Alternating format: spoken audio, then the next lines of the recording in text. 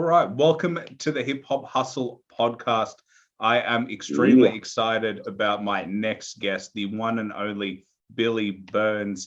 Uh, Billy Burnz, he's dropped an album, so make sure you check it out. Legends Don't Burn. That's out. That's his most recent project. So make sure you check it out. He's also the one and only the person who looks after the Certified Cash Corporation as well. So he is I believe you're the owner, the CEO, the yes, guy that yes, makes it yes, happen. yes, yes, Um, yes. and one of the reasons I actually want to talk to you is you've got one of the most interesting stories and one of the most interesting journeys in hip hop as well, in terms of what you've been through to where you are right now. But man, absolute pleasure to have you on the show. Yeah, thank you. Thanks for having me, man. Thanks for having me. What's the best way to address you? You can just call me Aaron. You can Aaron? just use my Okay, first name. okay. Yeah. Okay. Okay, well, thanks for having me, and yeah, I'm definitely the CEO and owner, but I wouldn't be where I'm at without my team, so you know, but yep, Yeah. my journey has been wild. Yeah. When you look back on your journey, do you is it difficult for you to think Um, about all of it? um, it's not like sometimes it's difficult. It's not difficult. It's more like wow. It's more like wow. Like sometimes I gotta like stop and remind myself that like I'm doing way better than I used to do. You know what I mean? So it gets difficult, but I remember that part. I remember that it could be worse. Like yeah, Because when I look at you now, it feels as though there are two different versions of you. yeah. There is, There man, is definitely. the the the settled, the confident, the person who knows where he's going on the journey now. Whereas when I was looking at your past, it Hmm. felt like you were trying to find what was right for you, but you were ultimately lost. Yeah, yeah. I think you got it. You hit the hammer on the nail right there, man. I not only was I lost, I was stuck in between like, my past of, going through some street stuff. Well, growing up in the streets, you know what I mean? Not saying I was raised in the streets per se, but I grew up in, like certain type of neighborhoods, and I became, I would say, a statistic or a victim to certain lifestyles and all that. So yeah, man, it's like when I look at even to be honest, when I look at myself, even right now, I'm like, yeah, I'm a different person. Like I just got my pardon, so I even feel more like a different person. So to be honest, yeah, I feel like compared to back then to now, I'm a totally different person. Because back then I was lost trying to figure out, I want to get in the corporate space, but my past is still there. I have a record, all types of things, and when I look at myself now, I'm like, I don't have a record anymore. I haven't been in trouble for years, over a decade. Like my life is totally different, but you know, it's worth it, man. I would say like I'm glad where I'm at now. Is a When you say you got do you mean you got your record expunged? Yeah, record expunged and pardoned. So literally, like I have no record. Not even my fingerprints are in the system anymore. So Really? How did you yeah. manage that? Well, you got to stay out of trouble for like 10 years, and then you got to apply and wait like another few years they could say no, they could say yes, but they base it on um since your last arrest or since your last conviction, what have you done since? What have and to be honest, um I did have a bad past, but I was never really a jailbird per se. Like I wasn't in and out of jail. It was not like that. I just got caught up in a big situation, and that, like I learned from that one situation, literally. So yeah. Because something that I found very interesting that you said was you got caught up in the trap. You were a victim of almost circumstance. Yep. Why do you say that? Cause growing up as a young male in a society where they expect you to be a certain type of way, and then if you don't be that way and you choose say your own way, then you're still not really, you're looked at as like an outcast. You know what I mean? But if you follow the system, you follow a certain way, then you're kind of looked at as like, okay, you're doing good. But at the same time, to follow the system and do good, you gotta have the right circumstances. You gotta have, you gotta have equality and stuff like that. And then a lot of the ways I was raised and my ancestors and the people, like my family and stuff like that, we weren't raised with fairness and stuff like that compared to the society of everybody else that, you know what I mean? So I feel like, yeah, like it was a little bit harder for me and how I was raised compared to other people, right? So And because you grew up in Toronto, is that right? yeah, I was born in Jamaica, and in 1997 I came to Toronto and I moved to Jane Street, which is Jane Street Chalk Farm, which is one of the most like I guess violent areas in Canada, you know?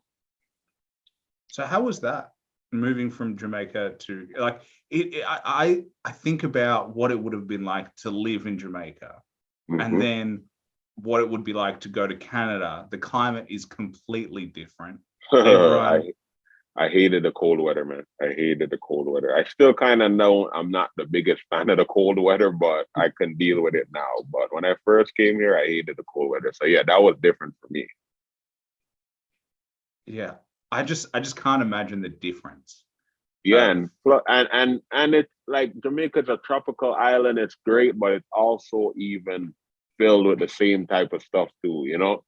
Same type of crimes. I wasn't really raised in a criminal like setting per se because my parents tried hard to keep me away from that type of stuff.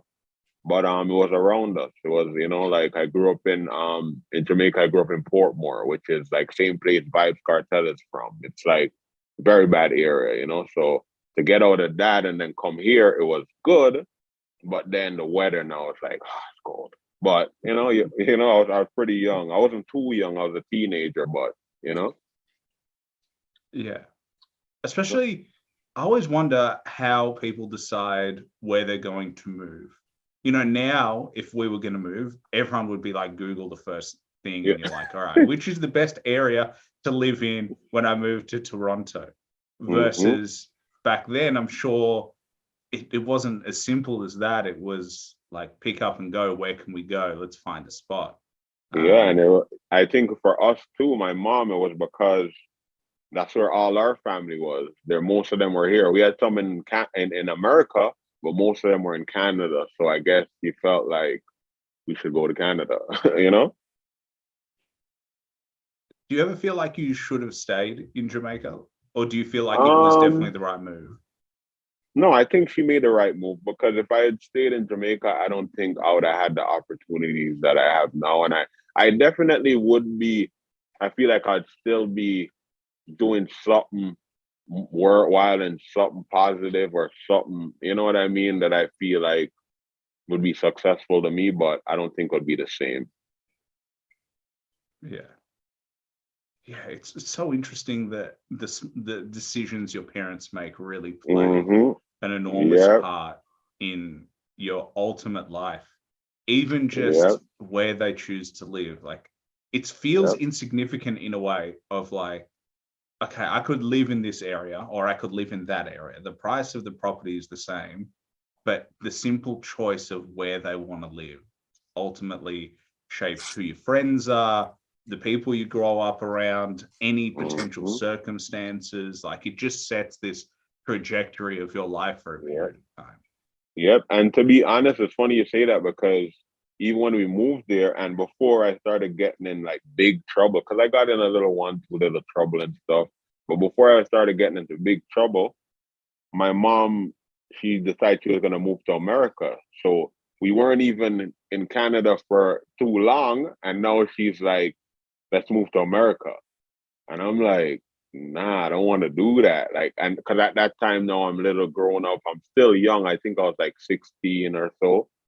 Yeah, I was like 16 years old. But in Canada, you kind of can make certain decisions on your own at 16. So when my mom was moving to the States when I was like 16, almost 17, I decided to stay in Canada.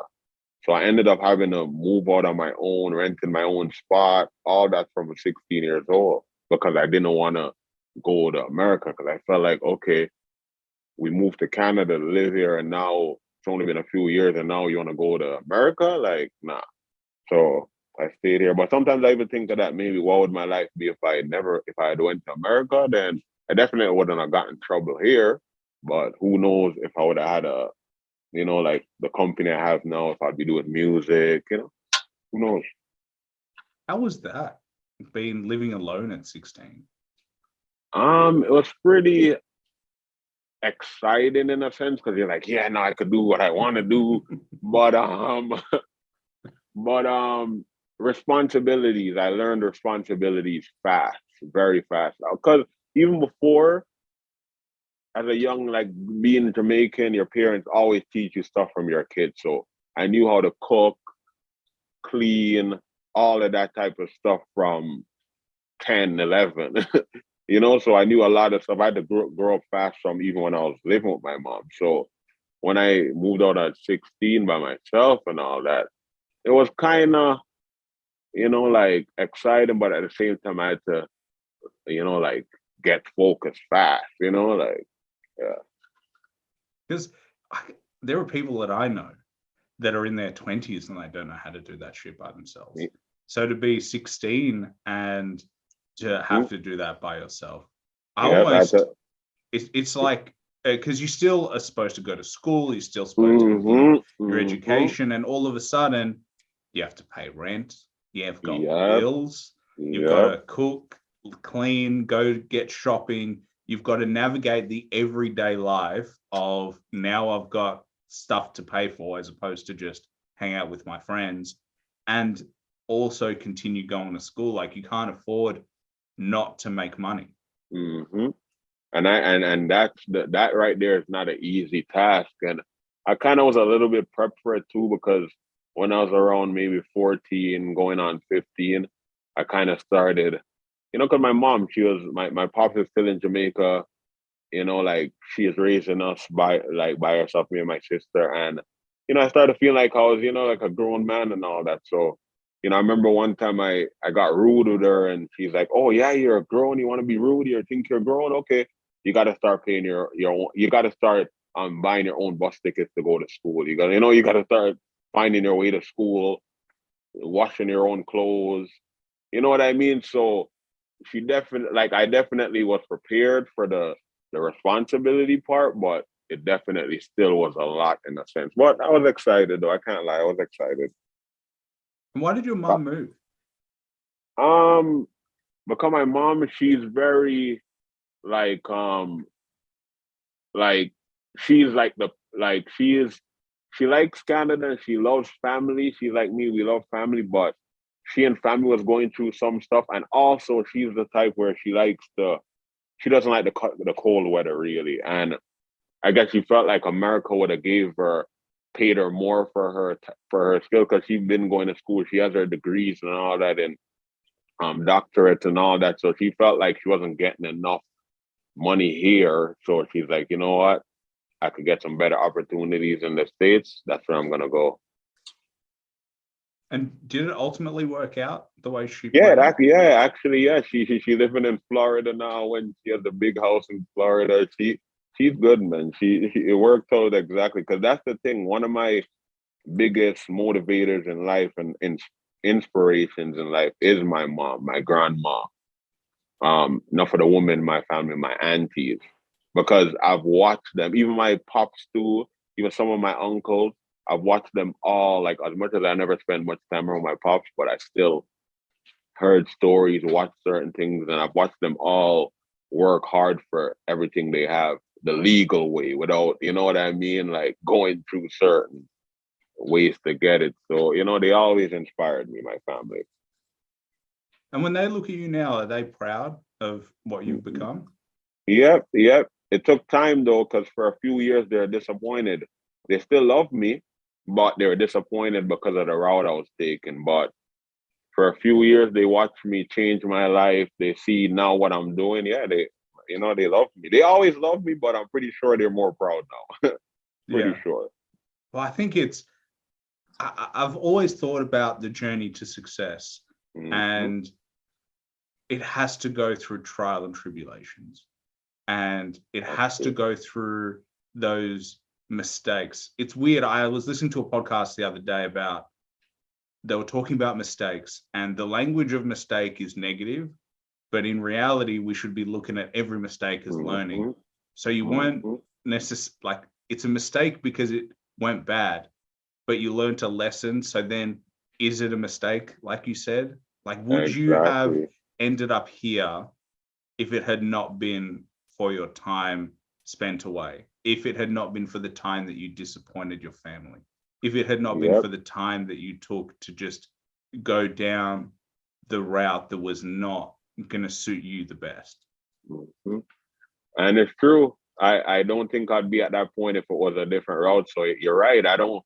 And in a way, I kind of, that's how I look at my life now. I just look at it as a lesson where I can teach others now. You know, even my son's about to be 18, and we don't have the greatest relationship now because of, his mother. But at the same time, I try to show him decisions you make now, they'll follow you for a long time. But at the same time, if you feel like you're making a decision, and it's right, it's ethical, it's moral, and you feel like you're doing it for the right reasons, then go for it. Just make sure, you do your research and you go on the right path. So I can't lie, like I don't look at my past as a mistake anymore. I used to, but now I look at it as, if I never went through that, because when I was sitting in jail facing 15 years, I'm like praying to God, like, yo, if you get me out of this trouble, I swear I'll never get in trouble again. I'll never do this again. I'll never, and I think he heard me because I was serious, because when I realized, oh shit, I could have been getting more time, but at the same time, 15 years is still a lot of time. So I'm like, yo, God, please, like, if I could do the 15 years, I'll do it. But if there's a way I could get out of this, I pray help me, because I don't want to I don't want to be a criminal. I just kind of felt like I had to live a certain life to make ends meet and all that. And, trial time came and I realized I was not getting 15 years. I was happy because I was like, yo, God answered my prayers. So I really had to stick to my word, because I prayed in my cell at nights like, yo, get me out of this and I won't go back to that crime life. And I got out of it, so I didn't. Because you were indicted for federal firearm charges. Yes, yes. Federal organization, criminal organization, and federal firearms and stuff like that. Yeah, a lot of charges got dropped, obviously, but yeah, they were trying to piece me as this kingpin guy, because here I am, this guy they never heard of, and because I never been on police radar, I never been that type of guy. I guess I was moving kind of silent in the streets, and out of nowhere they're like, "Oh, we raid this guy and he has a grenade launcher. Like, who is this guy?" So they started piecing certain things together, and they're like, "Oh, is this guy like some kingpin or something?" So they try to push certain charges on me, conspiracy, all types of thing. And by the grace of God, it was never that. I was never anything like that. But because the life I was living and the people that I had surrounding me, it like, I just looked like this is what I am. What's crazy is you had a grenade launcher. Like, when I read that detail, I was like, hold on a minute. It's one thing to have, like a regular firearm, but a grenade launcher, I was like, how the fuck do you get something like that? And the funny thing is, sometimes I think back at that too, and I'm like, yeah, my life was really like a movie. But at one point, because you can legally like have your I have my firearm license and all that, but a class 3 weapon is something totally different now. Yeah. Grenade launcher is a class 3 weapon, so you can't buy and trade those just like that. But the type of lifestyle I was living at the time and the people I was around, yeah, they're like I had access to any and everything. That's when I started realizing that the world, the street life is bigger than even what I think it was at the time. So even in the time, as much as I had access to this, it was really, I felt like I was protecting myself because I was doing certain things in the hood, selling my drugs, whatever. And I felt like people wanted to do me something. So I'm like, yeah, you're not going to do me anything. I'm the biggest, the baddest. Because when you're living a certain lifestyle, that's the illusion you get. You feel like you're the biggest, the baddest. No one could test you. So when certain connects came and they're like, oh, look what we have, I'm like, oh, I need that. You know what I mean? So yeah. But it was, when I think back of it though, I'm like, the good thing about it is I'm like, I thank God I never had any projectiles or anything like that for the thing. Cause not saying I would have used it, but I feel like misery loves company and the devil knows how to take idle hands and and if you have access to do evil and harm and then the lifestyle I was living at the time and the people that were coming at me at the time, I could have really been terrible. You know what I mean? But I'm like, nah, it wouldn't have benefited me, would have benefited nobody. And it's just when you're living that street life, man, you just do a lot of stupid stuff that you feel like you have to, but sometimes, you realize after the fact you don't have to. I wanted to ask you about faith because you mentioned a couple of times that you thanked God and you prayed and your prayer was answered. I always Yeah. find this really interesting that even people who don't believe in God, in a time of crisis, will pray to God in a weird way. It gives them this hope, this holier being. Like, I consider myself an atheist. Yeah. But I definitely know that there would probably be times if I was pushed far enough that I would find myself in that position of like, why not? Like, let's give it a go. Like, help me, God. Yeah. Yeah. Like, if you exist, now's the time in a weird way. And so I wonder for you, were you into faith prior as well? Yeah. And have you kept the faith going after? To be honest, yeah. I actually, from day one, my mom will even tell you, my family will even tell you, my family, we never were always a church going people, but my mom at one point, she started going to church, but even before all that, we were always spiritual people. Like in my house, I had, like even now I have like over 300 and something books, me, myself. But when I was a kid, I was surrounded by thousands of books and my mom, like my dad, like that's what they are about. As much as everything wasn't the greatest, books, knowledge, we always had. So to be honest, like, I always like had a feeling that there's a higher power. I always knew that there's something higher than us. And I always believed that. Even if I never always believe, because I'm like, I'm not religious, but I believe in energy. I believe in spirits, energy, and all that, right? So I would never call myself religious because I feel like every religion is important. If you understand what I'm saying, every single religion is important. So yeah, I always believed in God, man. Always, and I even when I was living a certain crime life, anybody will tell you, I would call myself like I was the righteous gangster, because there's certain crimes I never did. I never snatched the purse. I never raped. I never, you know what I mean? I never break and entered someone's house. I never stole a car. I never robbed. There's just certain codes and things that I have, regardless, even when I was living the lifestyle, that I never did. So I feel like that was the fact because, I believed in the Most High. I believe in a higher power. Yeah, it just intrigues me the journey and the mindset that goes into that path, because now that I hear you talk about it, it's like you're accessing a different part of you. It's a part that's obviously locked away, but it's like you look through the glass.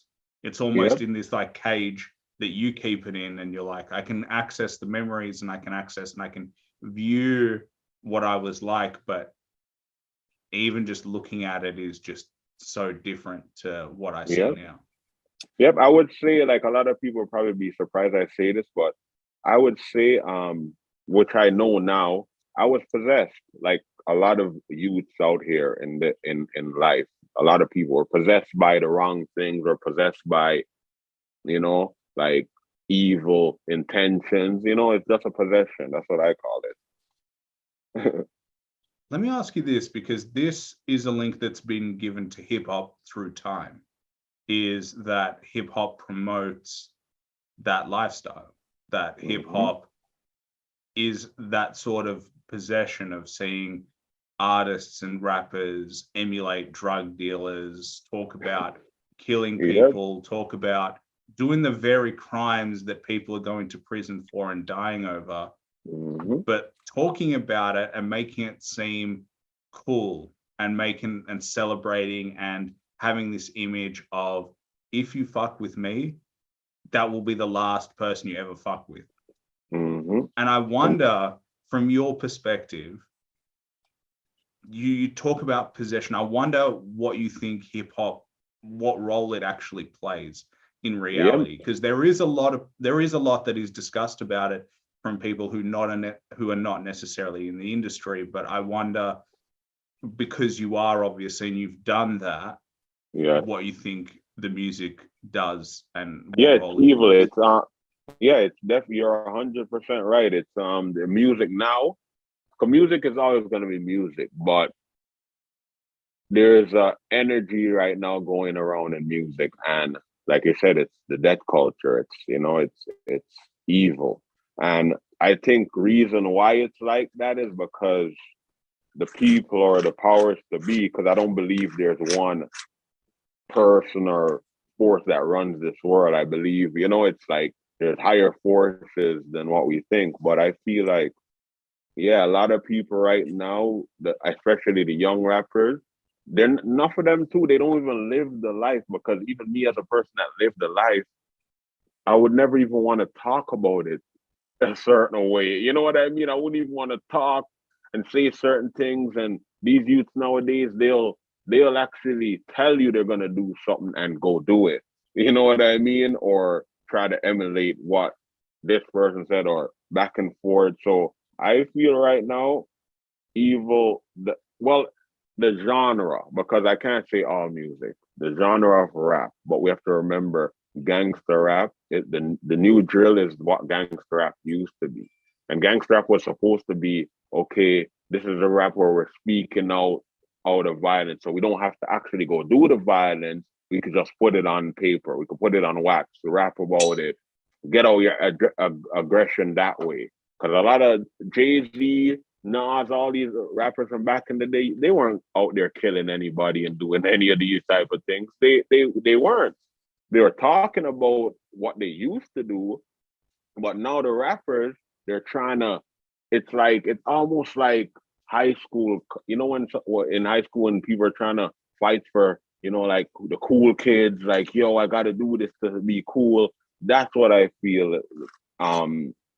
Like gangster rap or hip hop and rap has become now, Yeah, and I think it's possessed. It's demon possessed, and that's because the corporations that run this music, or this genre, or control this genre, the majority of the genre, that's what they want to hear. That's what they want to promote to the masses for some reason, Yeah, it's so interesting, because you're not the first person to tell me that. Yeah, and I'm one of those rappers where, even if you listen to my music, even I have a song called Sin City, and that's exactly what I'm talking about. I have a snippet from Alan Watts when he's talking on the radio about music and how the music has changed, and how even the hertz of the music, the type of the vibration that these beats give off, and it's deep. Like, when you get a chance to listen to Sin City, but that, like, I've always talked about music and your words and using your words correctly and not glorifying the streets. Even if you're from the streets, you don't want to glorify it. We all are trying to leave the streets. No one wants to live and be a street nigga. No one wants to be, no one wants to be that. But some of these companies and these rappers make you feel like you're going to jail, dying, having dead friends. You know what I mean? Dissing the dead. That's where it's at. But that's just the death culture, man. Because I agree with you. I don't understand the mentality of looking back and trying to get back into the streets. When I look through the history of hip hop, it's to get out of it. It's literally talking about I was born in the trap and I'm trying as hard as I can to get out of it through any means necessary. And it feels so weird when I hear artists talk about getting back in the trap and going back to the life that they wanted to leave in the first place, because they are what they wanted to be. They wanted to be out of it. They see their mom struggling. You see your ancestors, your grandma, all these people struggling, and your neighbors struggling in the trap system. You get out of it, and then you want to go back into it. But what I feel is, it starts from the same whole thing, because the whole street life, like, yo, I'm a gangster, I'm a street nigga, I'm a this, that's an illusion. That's a programming that's actually been, like, started by, I even think that came from what I remember reading. I swear that type of stuff came from even, like, Hitler and his people. You know what I mean? Like, that whole programming of a society and the youth in a society to be emotionless. That's actually a thing. They in psychology, they talk about this type of stuff, where they would have an experiment and they'll put like 100 kids, like 100 kids, boys and girls, in a certain type of environment, and literally see how these people react and see what they do and see what this experiment, you know what I mean? And then the same things is what they leave as ghettos now. And everybody, we grow up in this project, in this experiment, thinking we are this, not knowing you're not that at all. You're just in an experiment. But some people get stuck in that experiment. Then they bring it over into the real world now. Now you're in real world, you're traveling, you're meeting people, you're doing different things, and you're still thinking, yo, I want to go impress somebody by shooting this person, or I want to go impress somebody by talking about the dead. So it's just all a trap, man. It's all a trap and just possession. Yeah, I think street credibility is something I don't understand. I obviously didn't live that life. And so when I look at it from the outside looking in, and when I talk to people, like, what I've heard in hip hop and what I hear in hip hop doesn't add up. And I think, in a weird way, the people who've been listening to hip hop for a long time almost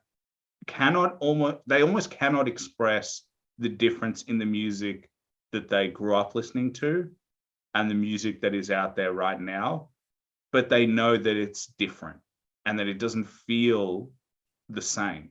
Like, when I listen to 90s, and I was born in 94, so it's not like I'm an old guy, but like, when I started listening, the first album I listened to is Get Rich or Die Trying. Okay. And so, very good album. But when I think about the album title, he was saying, I have to get out of my current circumstances or I'm going to die trying. That is my goal.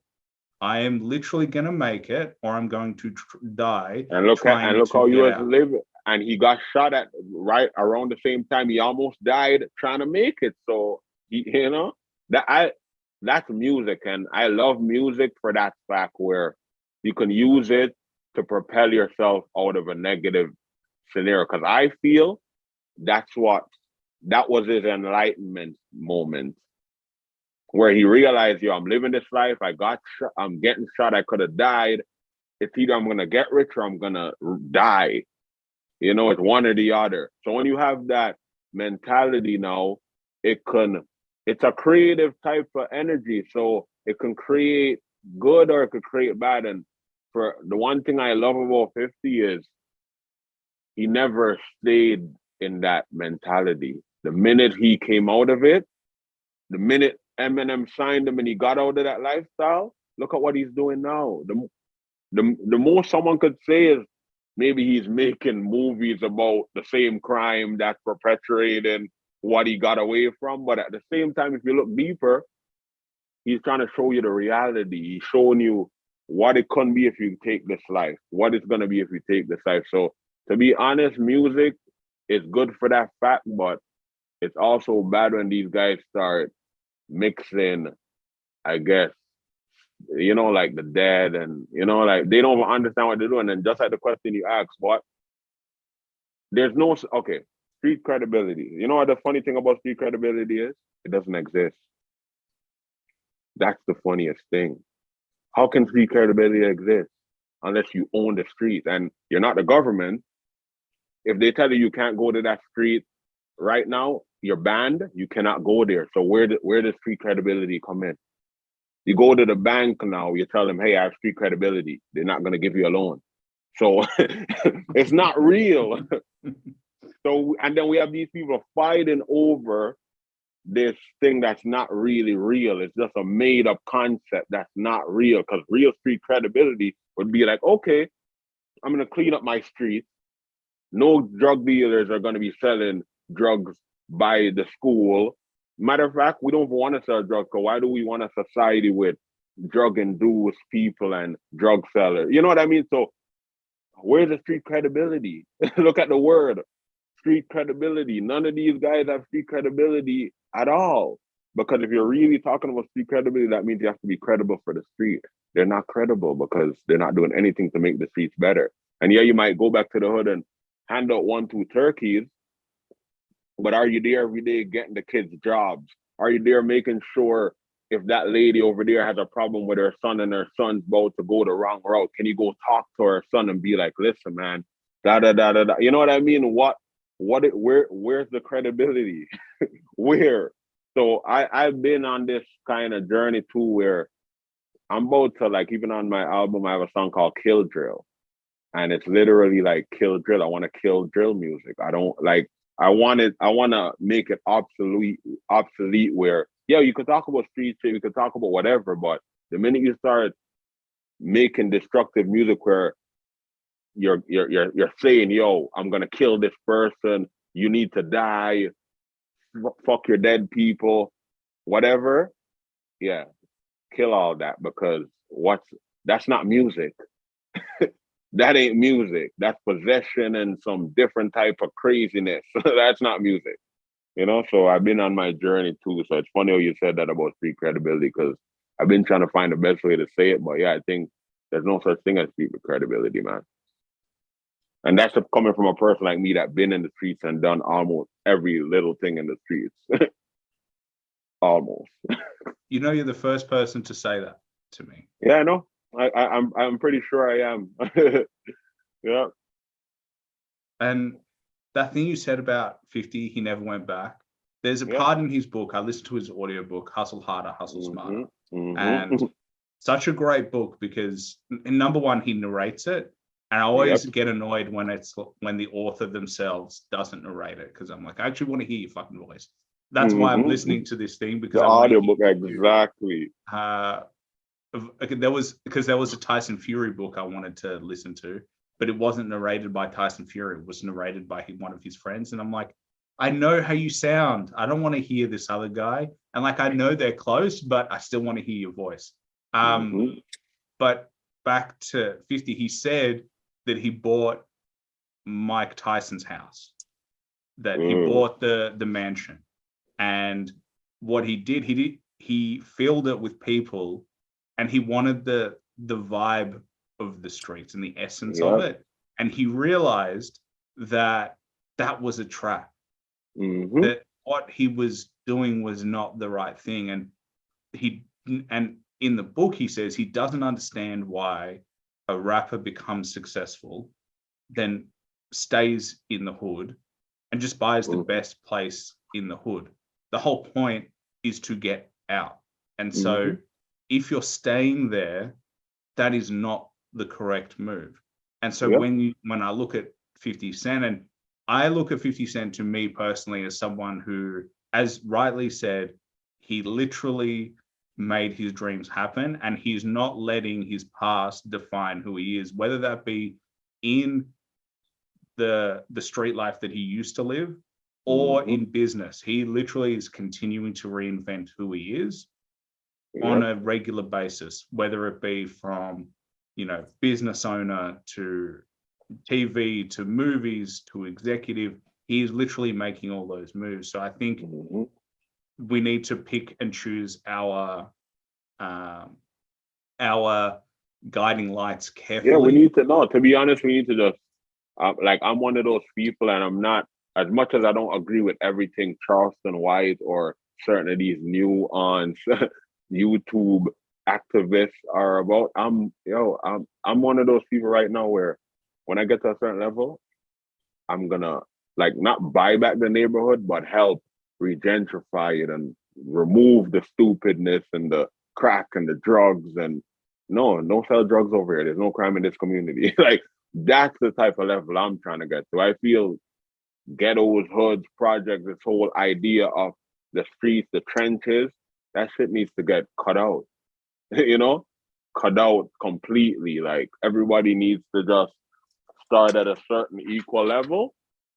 And then if you have the certain moms or the dads or the grandmas that still want to be in this destructive lifestyle, then move them into a place by themselves like District 13, But I feel like society right now, that's why even my company, Certified Cash Corporation, over the last few years, I added a moniker to it, which is Certicity, because it's certified society. And I've always feel like society needs to just be clean again, man. Meaning from the thoughts you think to the food you eat, you know what I mean? To the things you watch, the things you say, because this whole street life or this whole trap life, it's even trickling over into the real world where it's interrupting people's real life. So, I don't think it needs to be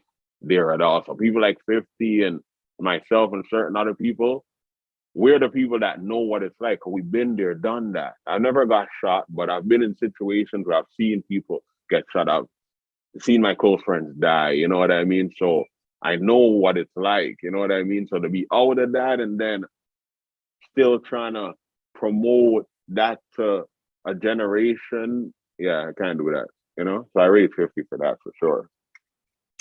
Well, I've wondered this as well, and I've been thinking about this because I see a lot on social media and I see it a lot out there, is it feels like what we see and what is promoted is conflict. And this is obviously a variation of conflict, but I see a lot of, no, I have it worse, you're oppressing me. No, I have it worse, you're oppressing me. No, you're the dickhead, you're the asshole. No, I'm the victim. No, I hate you. If only I had this and if you had less.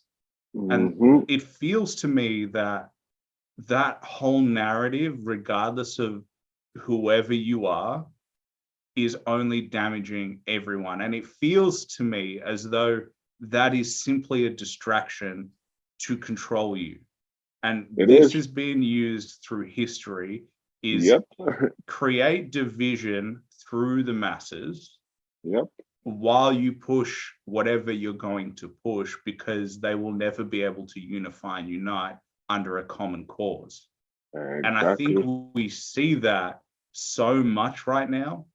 That's literally all the media is.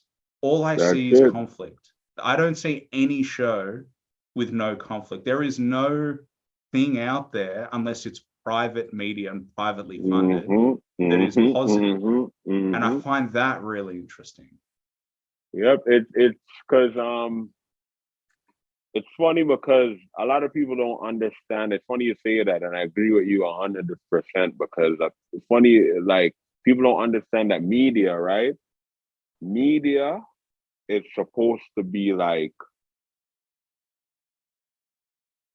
a form of like the gospel, like a way to communicate to the people, or and just like you say, media right now, it's not only about conflict, but it's about anything destructive, death, anything, even the woman, it's about, you see women now getting in shootouts, dying, rapper woman dying because I hear the girl that Lotto girl, she was involved in the Young Dolph shooting or something like that. She ended up getting shot. So why I'm saying that is because media is supposed to be like a newspaper, like a newspaper is, it tells you what's going on, current events, what's going on in the world around you, Yeah. so you can keep up to date.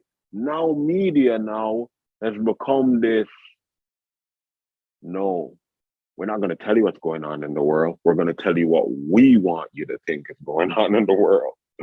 So I think that with that being the like goal of these big companies now, all these artists that are signed to these same companies, like you say, seeing minus the private ones and the little people that are trying to make a little difference, but majority of them, it's about, if you're not pushing this narrative, you're not talking about this, just like with the Kanye stuff. If everybody's canceling him, but ain't nothing he said wrong. He might, the delivery, how he delivered it might be, you know what I mean, a little bit, weird, but everything he said was the truth. There's a group of people controlling not only media, but the narrative of what the media puts of what the world is. But that's not how the real world is. So, I will say the thing that I disagree with Kanye on yes, is the very thing that people have been suffering through all time, and that is through labeling of a group of people saying that they have power.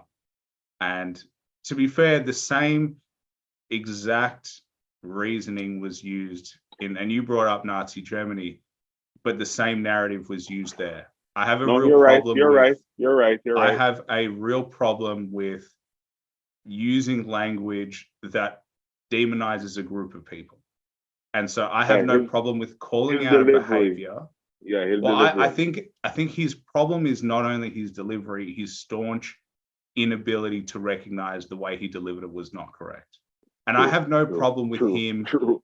and I have no problem with him pointing out the people that have been fucking him over. I have a huge problem with Mm-hmm. him saying it's a group, in the same way that if someone else was to call out, for example, just a random group of people, let's say Asian people, if you Yeah, made a huge generalization, these are the things that don't create positivity. And so he may true. be coming from a good place, but in a way, it feels naive that Yeah, the way he did it was, in fact, representative of what Jewish people have been going through for a long time, which is labeling in the exact same way. And it's been used in the past. Literally, it was less than 100 years ago that same logic was used to try exterminate them all. So yeah. I have real problems with the way he spoke about it. I don't disagree that there are people who control media. We need to know who they are, not Yeah. to say this group of It's people is a group, bad. yeah. Not to say everybody in that group is Yeah, controlled. Yeah, it because doesn't make no African sense. Americans have been going through that through history of It's true. time. It's And true. when you see that repurposed in a different way, it's not the right way. You just And the, push the hate to somewhere else. and the funny thing is, and as you're saying that, I'm realizing too that, yeah, not only was he wrong of the delivery of how he said it, but I think Kanye also, he's not out there anymore because, like, he lost his mom, the type of stuff he's going through, and who knows what else he's going through behind the scenes that we can't see. And I think he's just like Trump. They're the same type of sign. He's very impulsive. So he'll feel a certain way, and before even thinking, and you know gathering his thoughts together, he's just gonna go off. And yeah, I agree with you. His delivery categorizing a whole group of people because of a small part of that or whatever the case is. Yeah, that's not right. And it's through personal experience and it's through what he's seen. And hey, at the end of the day, just because somebody fucks you over doesn't mean all people are like that. There are Exactly. always going to be people who good, bad, ugly in every group of people. That's what makes humans interesting. It's the broken And heart effect. I think he's broken hearted. It's the broken heart effect. It's like when you break up with a girl or a girl breaks up with her man, right out she starts thinking or he starts thinking, everybody's gonna be the same. All girls are the same. All boys are the same. When no, they're not. You know what I mean? So yeah, man, it's true. And I look at this in relationships as well as like you also chose to get into bed in those relationships. So there needs to be some sort of self accountability of like Accountability, okay, big fine. time. I got screwed over dating this person, but I also chose to date that person. So there is a choice. It wasn't forced upon anyone. So I think, I just think it's another example. And I think this is part of the reason why the media coverage on it is enormous, is because, again, it's creating divisiveness. Again, it's going, let's create this me versus you. And to be fair, Jewish people have been persecuted for the history of time. And African Americans and Black people have been persecuted. To be honest, all races have been persecuted in their own way, not only by other races, but even by their own. You know what I mean? As much as Black people went through slavery, we had Black people that were slaving Black people as well. As much as the different cultures went through what they went through, they had people in that same culture doing bad as well. So like you're saying, I think it's all about equality, man. We need that. We need like the narrative of, like you're saying, I'm better than you, you're you're not better than me, that person's better, and this whole looks and beauty and what's like this whole different separatism type of mentality. I feel like that's what needs to go. That feeling like, oh, because I'm this color, I have it worse than you or better than you, or because I'm that color, it means I'm gonna do this to you worse than that person might do it to you. You know what I mean? Because human beings, no matter your color, we're all, the biggest thing is, I think people forget that the word human, we're all human. We're all the same. We're all come from the same light source. Yeah, you might have got a different shade. I might look a different way and in this way. She might have a different way she walks or thinks, but we're all human. The only time we're different is when we become anti-human. You know what I mean? We start to try to harm humans, or like you're saying, label people wrong, because violence comes in many shapes. Just because someone's not punching you in the face, if they're saying certain things and pushing a certain narrative, that's kind of violent too, because you might have some people now, they want to do you something because of what this person said. So, the delivery is always important, how you say things and, and how you perceive things, Yeah. Well, I mean, this is why I love doing this show, is because every day I talk to people who are not like me. That's the whole point. That's it.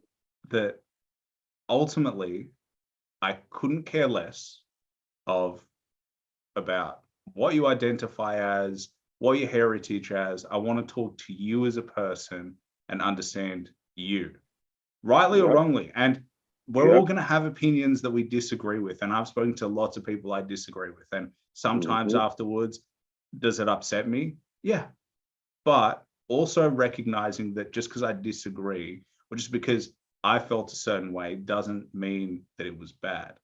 And that ultimately, the purpose of what we should be doing is more of this, of just like, I respect you as an individual enough to talk to you and listen to you. Yeah. And not compromise. to be like, hey, fuck Billy because he disagrees with me. Mm-hmm, It's mm-hmm. like, oh, he disagrees with me. That's interesting. I wonder why Yeah, that that's is. why, exactly why. Let's see why he disagrees. Maybe I might learn why he disagrees, and then you asking a question or even diving deep into the conversation and say, "Yo, Billy, it might make me now say, and learn something new from you now." You know what I mean? But like you say, people, I don't think people are really, and it's not people. I don't want to say all people, but I'm saying majority of what is pushed, and that's why I don't. It's funny. Um, like I don't want to say all media because, like you're saying, there's private company. There's even people that work for big media that's trying to push, like the right thing out there. Like remember a couple years ago they used to promote, like say, you see a lot of beer commercials or a lot of cigarette commercials. Then 2 years after, you have some people within the same media that say no, we can't promote cigarettes and all that. We got to put a label and say to people that da da da da da. And somebody be like, oh yeah, they could have did that when they started, but obviously whoever started it had a different, Well, had a they wanted to different make money. agenda. They wanted to make Exactly. money. And now you have a person that's like, no, this is not right. So within every walk of life, within everything, just like even, just look at the simple way of how the universe works. The sun is the sun, the moon is the moon, the rain is what it is, the earth is what it is, but together it's what makes life. All of those things create us. You know what I mean? All those elements and all those things work in unison to make everything work. And fire's not saying, "Hey, yo, I'm hot. I could burn you forever." And then cold is not saying, "Yo, I'm cold. I could freeze you," because they know regardless, there's a duality that they need each other. So I don't think most humans we're not taught this the same thing. Like, yo, having dialogue, speaking about things, understanding people. You gotta agree to disagree sometimes. Compromising, knowing that I might not agree with John, but guess what? John's great at what he does, and we have a rapport. We could work. You know what I mean? That's just how life is. But I don't think a lot of people are trained like that or taught that. Mm. Yeah, and I think it's to their own deficit. And that analogy is such a good analogy. I think you Mm-hmm. can make such a good song out of that Yeah. about the Yeah. duality of life. Like Yeah. you really could with those analogies. Like you could do a verse of like you being fire and you being ice. Like you could do and ground. I know. I just had the image of like No. The you funny playing thing is, each of those things. it's funny because here the funniest thing is, because me, as you can see, I'm in my own studio now, but me, I make so much music and I have so much unreleased stuff. And I have a song called Voices. And that's literally what it is. It's like anger said to love. Like so I'm breaking down all these different sensory feelings, but also talking about it like I am them or they are actual beings, because a lot of people don't understand love, wisdom, even anger. All these things are actual beings. They're not just thought processes. They're actual beings that could, like, you know what I mean? That become beings. I don't know if they're human or not, but they're beings. But so, like, I have a song called Voices, and I've always been working on it. I've had that song maybe since 2009. I've had that song since, and I've never released it. I Why lost not? the song, yeah, because me, like we were saying in the starting, I was lost because as much as I been through a lot of stuff in the streets, I used to read a lot of books. So I had a lot of knowledge, and I felt like, yo, I need to do something with all this knowledge. So when I found music to be like because I grew up around music, and my mom was a music teacher. She taught me how to play the piano. I seen the metronome when I was a kid. Like I seen all these instruments around me. So I always loved music. But when I decided I want to do music, I realized there's this knowledge that I know, I have to put it out there. But because I was lost and going through so much, and the distractions of the life I was living was coming in between what I was learning. So, but now I'm at a point where I'm like, okay, the music that I'm putting out is more on a, it's always been on a, like trying to make people better, minus the swearing and the, the profanity, the message is what I'm always about. The message is positive.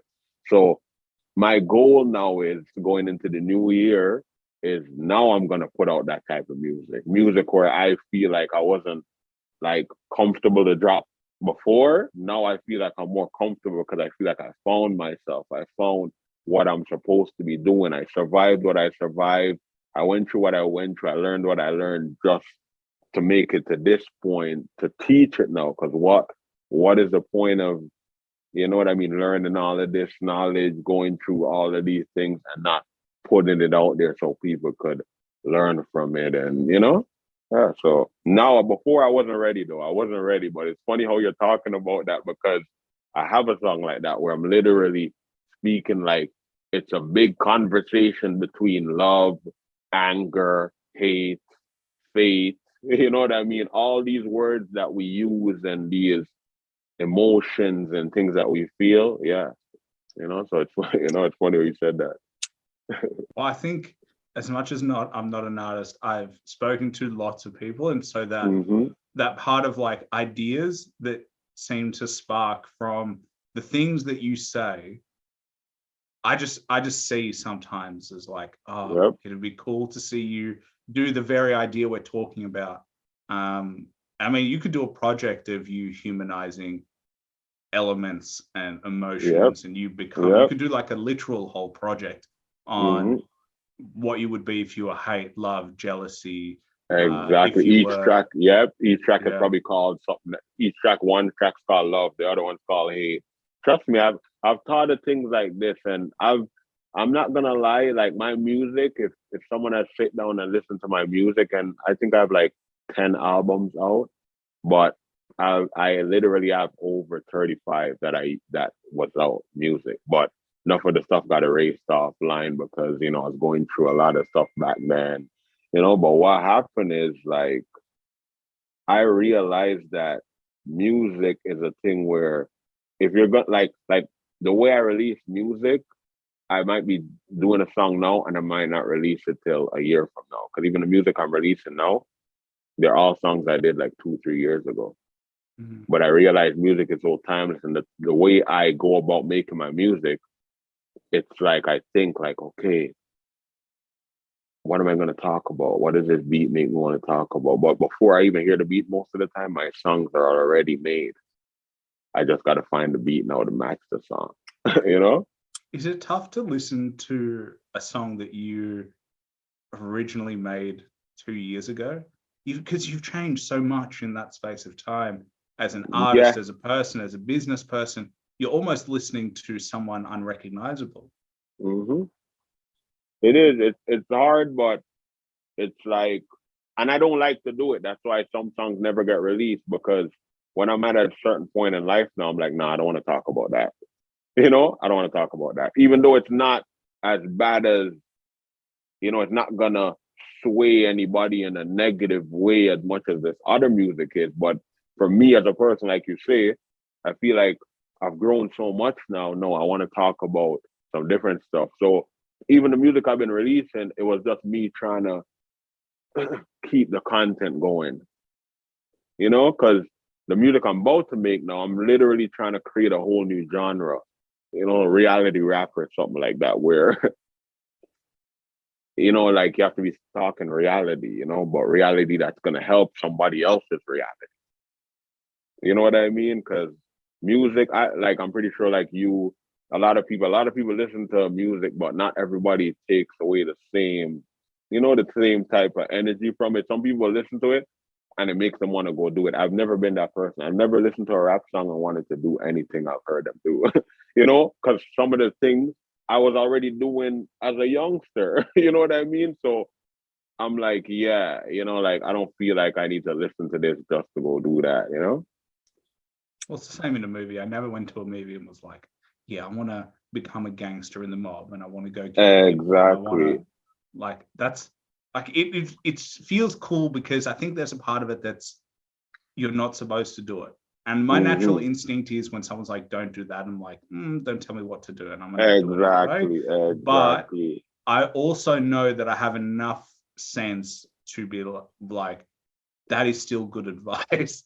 Going out and killing you know people. what to take out of it. You know what to take out of it and be like, yep, that's right, you know? Well, people ask me like, how do you listen to hip hop? It can be misogynistic, homosexual, it's not homosexual, but what's it called? Homophobic. It can promote, drug culture. It promotes violence. It promotes rape. It promotes it promotes everything. So and how can you? Yeah, and they're like, how can you listen to that and feel like it doesn't influence you in a negative way? And to me personally, and my way has been, I need to understand more about the genre, and I need to know more about the prowess. I've always been someone who's impressed by language. There's something to me that is beautiful in the way that you can spin words and use language. And there is also a difference between someone who is joking about it in a song and someone who was being feels that way. Like there are some songs where I'm like, oh, you actually don't like women. That's uncomfortable. Yeah. Like you know what I mean? Like there's some songs where I'm like, oh, this doesn't feel like you're joking around. This doesn't feel like you're playing with the subject matter. It feels like you actually feel that way. So I think you do have to give your own lens of like, okay, like you got to be intelligent enough to be able to decipher what is good, what is bad from it. And sometimes you just don't listen to the lyrics, you just listen to the beat because the beat is absolute fire. And sometimes the beat is dog shit and then the lyrics are great. And I think you just got to take what you can from the music you listen to and be able to decipher the good, bad, and ugly from it. No, it's true. You're not lying, man. It's like you can't, and the sad part is like a person like you or me, and as much as I can't lie, as much as that's why I always like, show respect and love to my parents and stuff, because as much as they weren't perfect at all, but they tried the best they could. And I always I feel like I had a good upbringing, because music wise, they had hundreds of records from Tracy Chapman to Kenny Rogers, to Dolly Parton, to Bob Marley, So literally, I had a love for all types of music. Like I didn't just have a love for, and to be honest, one second. Yeah. To be honest, I never heard rap until I came to Canada. Yeah. So I grew up listening to, from Elton John, every music, everything from reggae, alternative, country, everything. But I didn't listen to rap until I came to Canada. So when I started hearing rap now, and I like Tupac, I heard Tupac first. I remember I heard Tupac, and I started listening, because of Tupac, I started listening to Biggie, started listening to other artists, but I always remembered, I knew how to differentiate, like you're saying, this person is like a good rap. Like I base a good rapper on the type of words they're telling. Like Tupac, I used to be like, yo, this guy is good because here he's mad, he's saying, you wonder why they call you bitch? And then the next minute he's like, Brenda's got a baby, and and I'm like, that's music, it's your emotions, it's how you're feeling. But I'm like, I never started listening to detrimental music until maybe a little after that. And I noticed the difference right away. I was like, this is different. The energy is different. It's dark. It even made me feel in my mind like, this is dark. Like, what is this? But like you're saying, I never really felt like I had to mimic it though.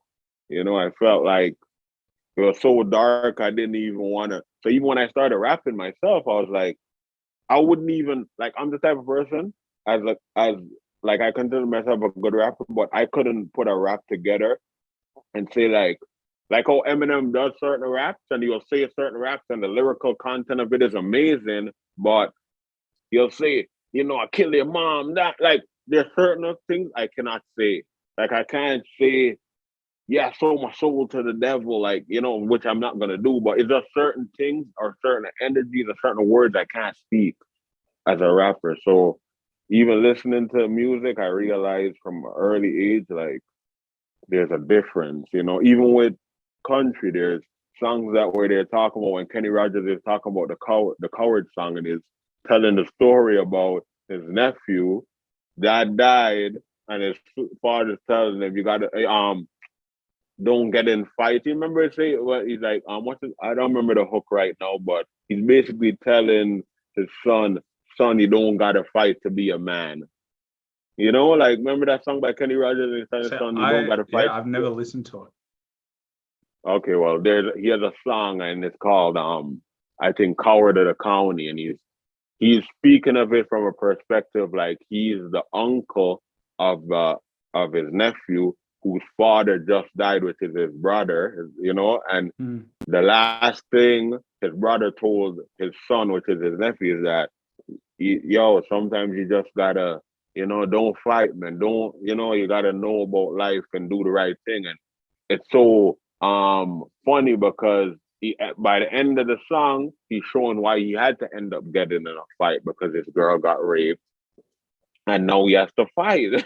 You know what I mean? For he has to fight for his family, whatever. So music's a thing where it's like I think society right now, they're not making music like they used to. They're making music like you're saying to purposely create conflict, purposely make you be a certain way, or the young children that are growing up, all they're seeing is, you know, yeah, you have to kill somebody, you have to go to jail. The girls are like, oh, I have to go on OnlyFans, I have to do this. Like society is, they're pushing it like, do it, do it, do it, because you know, like that's what makes you only live once, or you know, da da da da da. So, you know, I just try to be one of those artists that changes the narrative, man, and change even how I make music and the words I speak, you know, because it matters.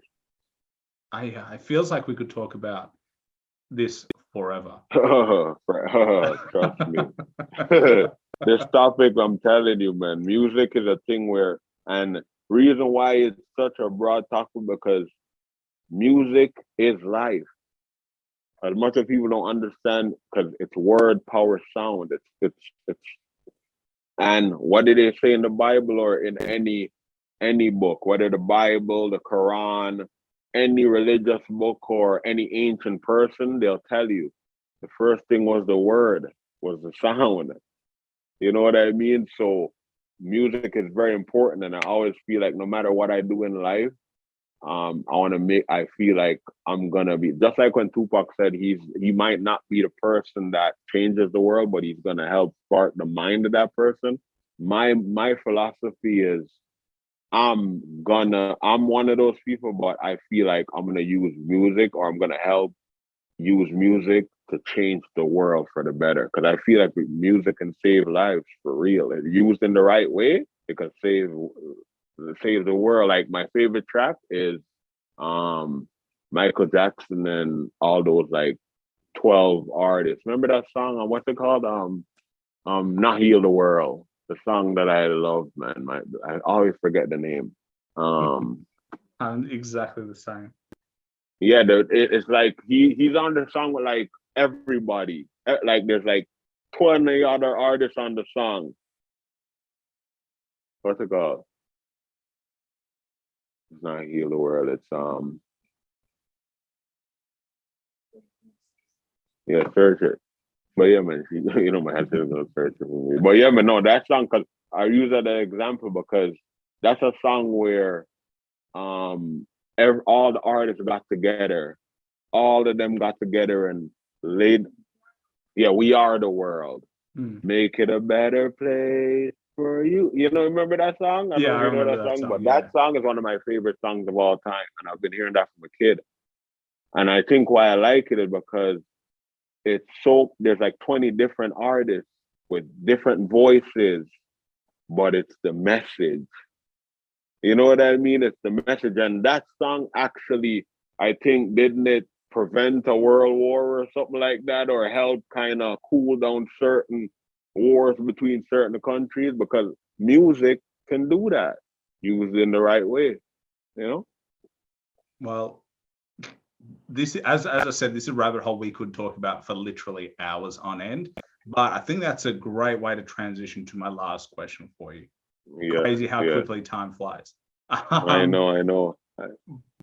But this is probably one of the we've talked about some tough topics, but if you had to recommend one album that everybody should listen to at least once to get an appreciation of, cannot be your own music, can be any genre of music, what would it be? Also, it can't be my own though. No. Okay. Because we're gonna we're gonna promote you for sure. So yes, but so an album that I could do you think everyone should appreciate, should listen to at least once? Let's see.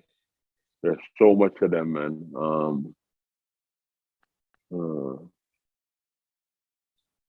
Oh, that's a hard question, man. You asked me a hard question, man.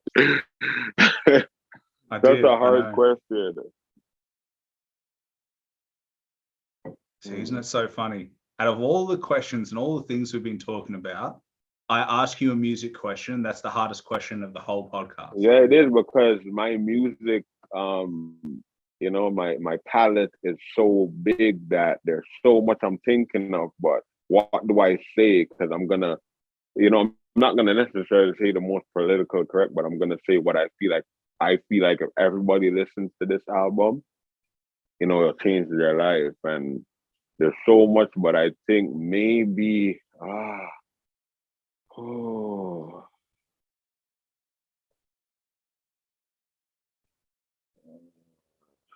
Honestly, I love these reactions.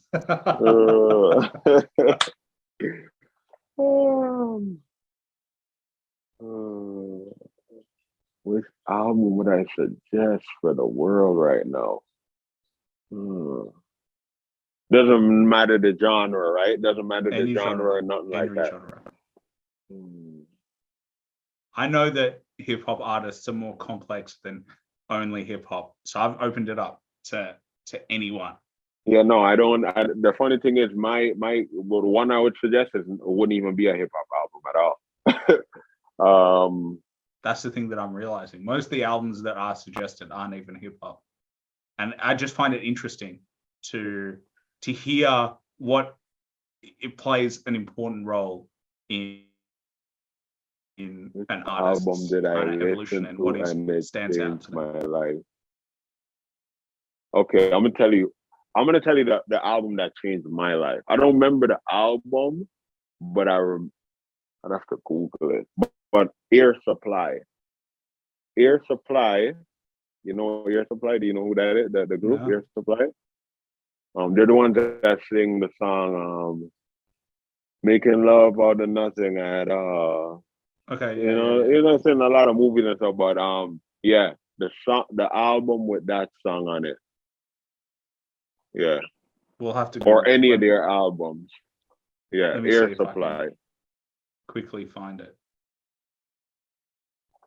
I'll say the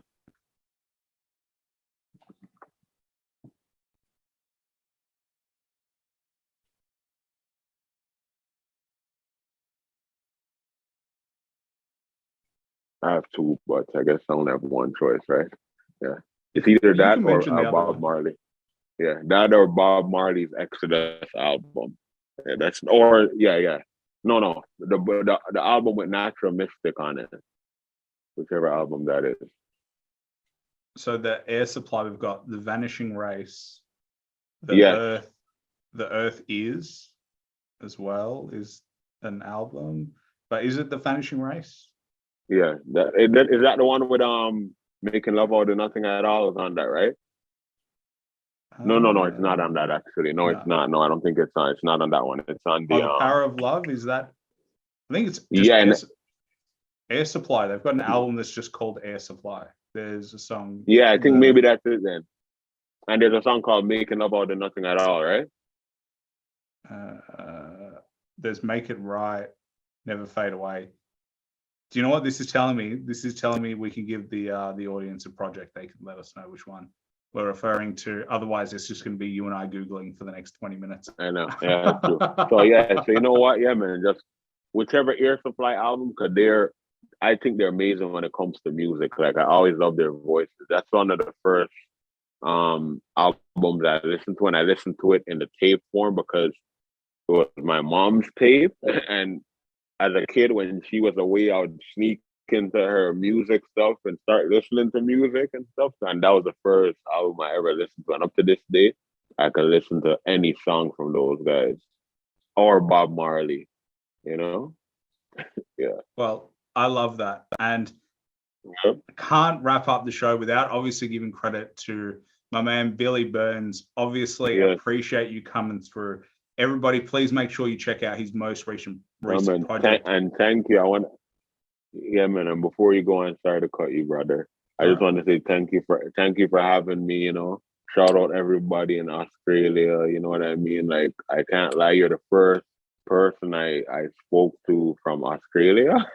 And I just got my pardon and my passport and everything's good. So when I start traveling, if I ever get to Australia, I gotta come check you, man. I gotta come, show you some Toronto swag. For sure, man. For sure. Well, Yeah, I actually want to move to the me, States. And yeah, I want to move to the States. So where in the States you're trying to move to? I don't know. I get this gut feeling I should go to Austin, Texas. There's just this feeling. I've never been, but I get this feeling. You know what I mean? Like, there's no reason why. Yeah, I never been there. I never been there, but I want to go there. Yeah. It's warm weather. Been there, but I want to go there. Yep. And it's nice out there too. Yeah, it's nice out there. Well, as I said, absolute pleasure having you on the show. Make sure you check out his music. Legends Don't Burn is his most recent project. Check him out on IG, on Spotify, YouTube videos. You got some great music everywhere videos as well. So anywhere you can I do find my him. own editing. Yeah, I do my own editing and everything. So, Yeah, it looks great, man. And as I said, absolute pleasure to have you on the show. Brother. We literally spoke Thank about you for having everything me, under man. the sun. I know. I know. Thank you very much, man. I know I probably went off a little bit sometime, but hey, that's what good conversation does, right? Well, as I said to you off air, that's why I don't plan the show, because that's how we find the good shit to talk about. Otherwise, it would just be the same generic questions. Yeah, man. This one, I like this one too. This is one of the most like open interviews I've had in a minute. And the funny thing is, I'm supposed to do an interview too in Toronto soon, like with a big Toronto podcast too, a hip hop podcast. But I was more nervous for that compared to like now, like to be honest, I kind of, at first I was a little nervous for maybe the first minute or two, but then, the welcomingness of you, like, it was a good open interview. I felt like I could open up and talk about some stuff that I don't really get to talk about on other podcasts or other interviews, so it was pretty good. I liked it. Well, as I said, that's the whole point. And as I said to you, I'm interested in who you are as an individual and what you think about and what you believe. And so we can talk about the same shit that everybody else does. But then again, but it won't make no sense, man. No, it really doesn't. And yeah, man, as I said, really appreciate you being open. And we'll definitely have to do this again for sure. Yeah, man, big up to the hip hop podcast. You don't know. You can't wait to hear the full thing. So, and when is this one dropping? When this one dropping? Probably about 6 weeks, around that time period. Okay. It'll probably be before the holidays, 2023. Around that period. We'll see. Depends on the scheduling of it all, but yeah, it will drop pretty soon. Okay. All right then. All right, brother. Awesome, man. Thank you very much. Thank you for having me, man. Shout out everybody out there.